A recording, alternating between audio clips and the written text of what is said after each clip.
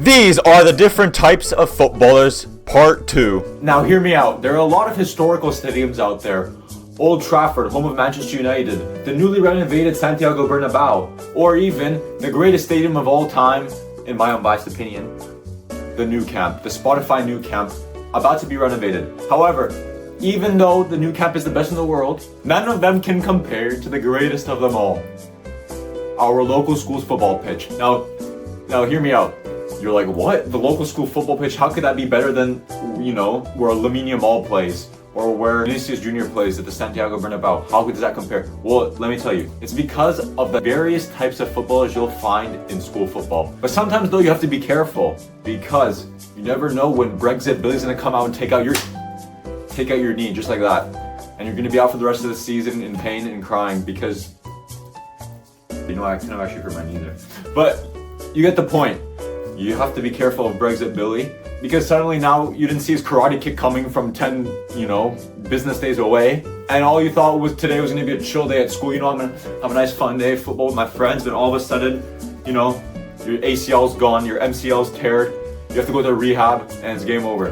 But anyway, speaking of ACLs, we all know that one kid that claims that he would have gone pro if it weren't for his, torn ACL. And they'll tell you, oh yeah, if it weren't for my knee, or if it weren't for my back, I'd be in the MLS right now, or I'd be in the Premier League, or So yeah, but we know you're capping. Like you'll be playing together, and then this guy will kick the ball, miss the entire goal, and he'll hit it into a neighboring country, and then he'll bust out one of the hands on the knees, or a classic, a go-to, a trademark, the Saka limp. Grab that hand on the thigh and just limp and pretend he's injured. We all know that type of, I have to put my hands up there. Sometimes it's me. And that also reminds me, there's always that one kid that always managed to lose the only good football or the only football that we have. So if it isn't for the injury fake, skying their shots all the way to, the next country, you already know it'd be that one kid built like a fridge. Hey, I'm not body shaming, but that's just the stereotype here in football. For example, this one kid in my old school, he'd always boot the ball into the next school over. Literally, the school where my younger brother was at, my younger brother would have to go get the ball that he kicked over and deliver it to us. And he's technically not allowed to leave the school because it goes against the rule. You have to stay in your own premises.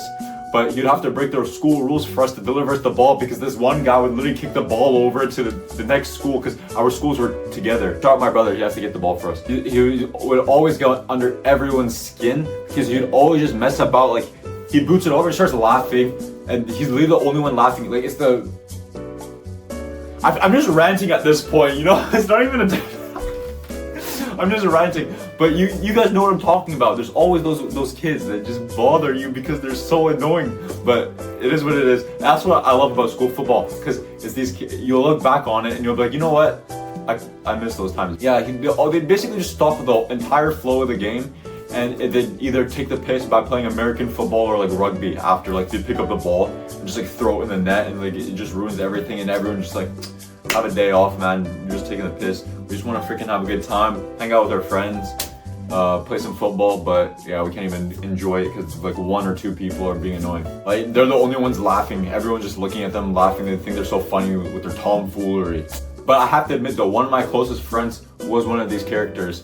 Now, he didn't really play with us at school. This was more when we'd play in our own friend group together outside of school, but still, shout out to him. You know who you are. But there's always two people that were the kryptonite of Brexit Billy. Now, they were Kid Messi and Kid Ronaldo, or just Messi or Ronaldo, whatever you want to call them. They were so good at football. Usually they were in an academy, but the academy player, we'll save that for a different video. But Kid Messi was always good at dribbling, usually the shortest one there. His body feints were incredible.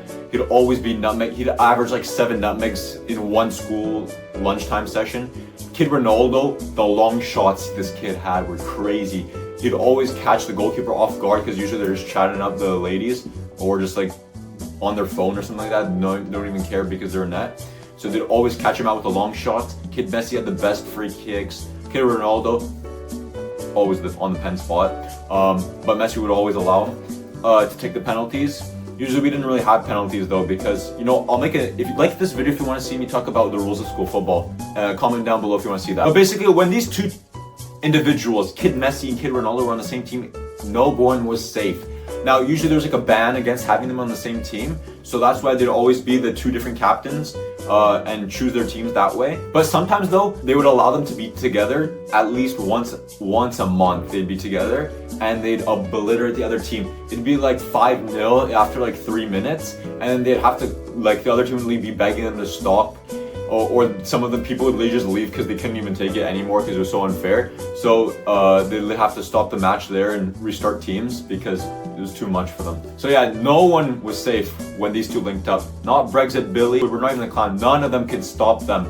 I mean, actually, to be fair, the clan was low-key their kryptonite now I think about it, because all they had to do was just pick up the ball and just start playing rugby, and then nobody's playing football anymore at that point. But yeah, please don't do, if you're a clan right now, please do not do that. You're gonna ruin it for everybody, and you might think it's funny, but no one likes it, and no one's gonna like you if you do, okay? So please. And even though these two, Kid Messi and Kid Ronaldo, were different, they had different play styles or different play style pluses. They just like knew each other like the back of their hand. Like they were best friends growing up usually. They probably lived next to each other. That's why they probably are so good. Maybe they even play on the same like actual club team, or in the same academy. So that's probably why they're so good together. Anyway, at the end of the day, every single type of footballer, whether it's Brexit Billy, Kid Messi and Ronaldo, the clown, it doesn't matter. They all play a vital role in school football, okay? So please enjoy every second while you still can. Always be aware of Brexit Billy. You don't want to get your ACL torn. And always just remember, have fun. Take this advice from this video, is to have fun and enjoy every single moment in school football, because you'll look back on it and wonder where all the time is gone. I know I sound very unk status right now, and low-key is because I am, but yeah, that's the advice I have for you. But before you leave real quick, just watch part 1 if you haven't seen it already. It'll pop up on screen. But before you do that, please hear me out for the rest of the video, because I want to ask you guys something important. Just remember to like the video if you enjoyed or if it was relatable. Share it with your teammates or friends from school or whatever. Comment below which type of footballer you are and if I missed out on any. Let me know if you like this style of content, because it's more personal if you guys get to see me and I'm talking to you guys to the camera. Make sure you follow me on my socials like Instagram. It'll be in the description or in the comments, or both. Make sure you subscribe, obviously. Also, this is the real important question I want to ask you guys. Do you guys want to see me make like Chains for Real type content, where like Swoozy style content, Chains for Real mixture, like where I talk about random stuff, like it could be anything, like from girls to relationships to funny stories I have, to literally anything I can think of, like any topic I want, any topic you guys want, more importantly. But like I have a bunch of funny stories and stuff I want to talk about, and I've written them all down in my notes. Like I will have so many video ideas for you guys, but it just takes so long to make these videos. And also shout out Jay, Tex, and Zane once again, Zane QF. This video is inspired by them again. Anyway, love, peace, and techers. Make sure you guys follow me on Instagram to see more of my personal life, and I love you guys.